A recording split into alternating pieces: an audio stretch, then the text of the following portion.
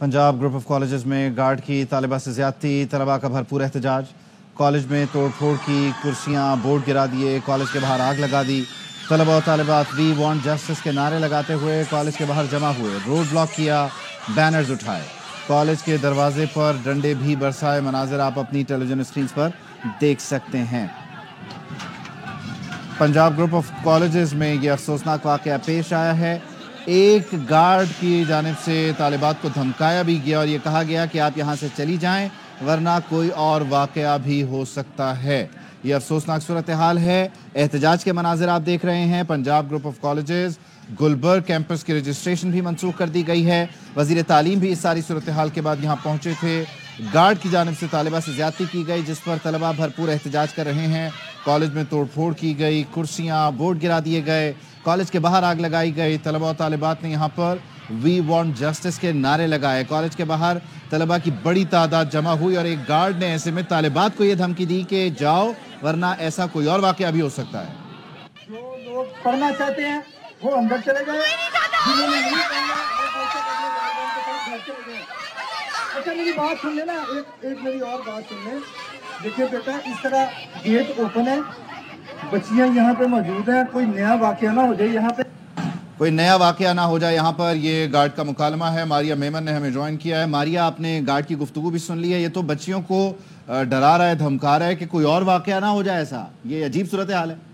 जी बिल्कुल, इस पूरे वाक्य को हमें इस कॉन्टेक्स्ट में समझने की ज़रूरत है कि ये एहतजाज क्यों हो रहा है और कौन लोग कर रहे हैं। ये 16-17 साल के बच्चे बच्चियां हैं जो इन कॉलेजेस के अंदर पढ़ते हैं, जिनके अपने कैंपस के अंदर एक रेप का वाकया हुआ है उनकी अपनी एक कॉलेज फेलो के साथ, जो खुद भी 15-16 साल की बच्ची होगी, फर्स्ट ईयर की वो स्टूडेंट है।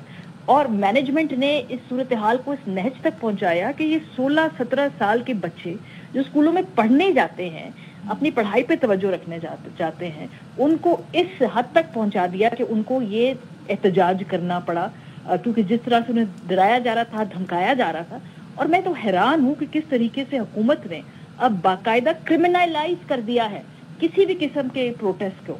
यानी कि अगर आप किसी भी इशू के ऊपर बाहर प्रोटेस्ट करने के लिए आते हैं, चाहे वो कराची के अंदर जो रोशन ख्याल ग्रुप्स हैं वो हो, उनकी खवातीन हो, या पंजाब के अंदर 16-17 साल की बच्चियां हों, रियासत का एक ही जवाब है और वो ये है कि आपको डंडे मारे जाए।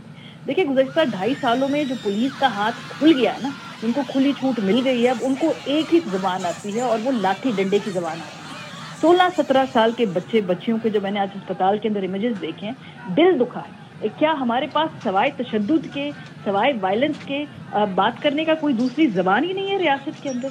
और ये आपने पंजाब पुलिस को क्या प्राइवेट मिलिशिया बना दिया? यानी कि ये स्कूल और यूनिवर्सिटीज की अपनी मैनेजमेंट के मामलात होते हैं कि इसको छानबीन करें, इसकी तह तक पहुंचे, और आपने पंजाब पुलिस को एज ए प्राइवेट मिलिशिया इस्तेमाल करके अपने ही स्टूडेंट्स के खिलाफ यूज कर रहे हैं।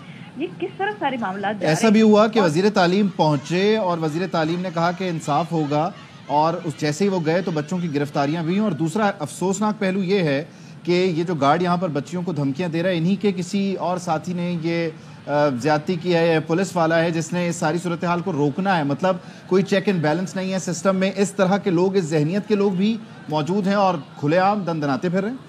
ये तो पुलिस की बेसिक ट्रेनिंग और उसके अंदर जो रिक्रूटमेंट है उसका मसला है। पुलिस के अंदर खवातीन है ही नहीं। जब तक खवातीन आप की भर्ती नहीं करते, एक जेंडर इक्वालिटी, जेंडर बैलेंस नहीं आता पुलिस फोर्स में, तो सबसे पहले तो इस तरह के जो इश्यूज हैं, इस तरह के जो क्राइम्स हैं, उनकी तरफ सेंसिटिविटी आती नहीं। ये बड़ा एक स्टैंडर्ड ऑपरेटिंग प्रोसीजर है। हमें याद होगा जब मोटरवे रेप केस हुआ था, तब उस वक्त के जो सीसीपीओ साहब थे, उन्होंने कहा ये निकली क्यों थी रात के वक्त? तो ये जो ब्लेमिंग द विक्टिम की सोच है, जिसको पुलिस के अंदर इनकलकेट किया गया, और उनके अपने अंदर भी मिसोजिनी ऑलरेडी है, और फिर उसको वेपनाइज किया है रियासत ने बाकायदा, कि उनका हाथ खुला छोड़ दिया कि भाई जिसको डंडे मारने मारो, जो रास्ते में आए बालों से पकड़ना है, उसको ठुड्डे मारने हैं, धक्के मारने हैं, अस्पतालों में भी जाना पड़े तो कोई फर्क नहीं पड़ता।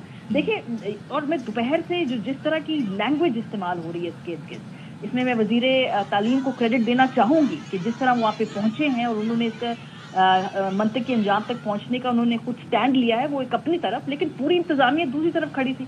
अज़मा बुखारी साहिबा जो हैं, दोपहर तक तो आकर कह रही थी कि ऐसे वाकई की तस्दीक ही कोई नहीं हुई, ना कोई वालिदैन मिले हैं, ये अफवाहों के ऊपर। अच्छा, इसमें मारिया एक अफसोसनाक पहलू ये भी है कि वजीर तालीम की आप बात कर रही हैं, वो गए, उन्होंने कहा कि जी جو ایویڈنس ہے, جو ویڈیوز ہیں, وہ بھی پرنسپل نے ڈیلیٹ کروا دی ہیں. کہیں یہ کوئی اور معاملہ تو نہیں ہے جو گارڈ پر ڈالا جا رہا ہو, کوئی اور خطرناک پہلو اس کا موجود ہو؟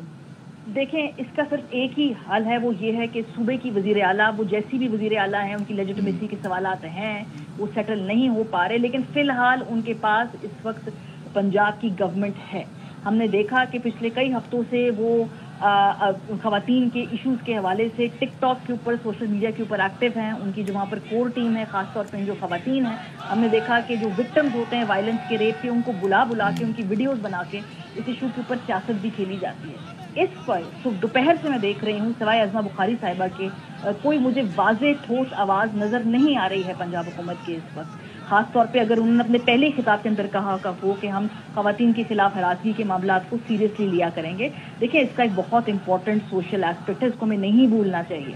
پاکستان کے اندر بچیوں کو اسکول بھیجنے کے حوالے سے ایک بڑا مضبوط طبقہ ہے جو اس کے خلاف دلائل دیتا ہے. وہ کہتا ہے کہ بچیوں کو اسکول نہیں بھیجنا چاہیے.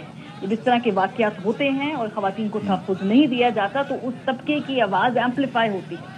بہت سارے والدین جو فینس پہ بیٹھے ہوتے ہیں, اور یہ پڑھانا چاہتے ہیں, ایسی سوچ والوں کی حوصلہ افزائی کے لیے پھر اس طرح کے اگر یہ رویہ اور یہ سوچ کام کر رہا ہے تو بڑا خطرناک ہے. ماریا, ساتھ ہی رہیے گا. وزیر تعلیم نے کیا بتایا تھا کہ پرنسپل نے کس طرح ایویڈنس کو ڈیلیٹ کیا, اریز کیا ہے, انہیں کی زبانی ذرا سن لیتے ہیں ایک بار.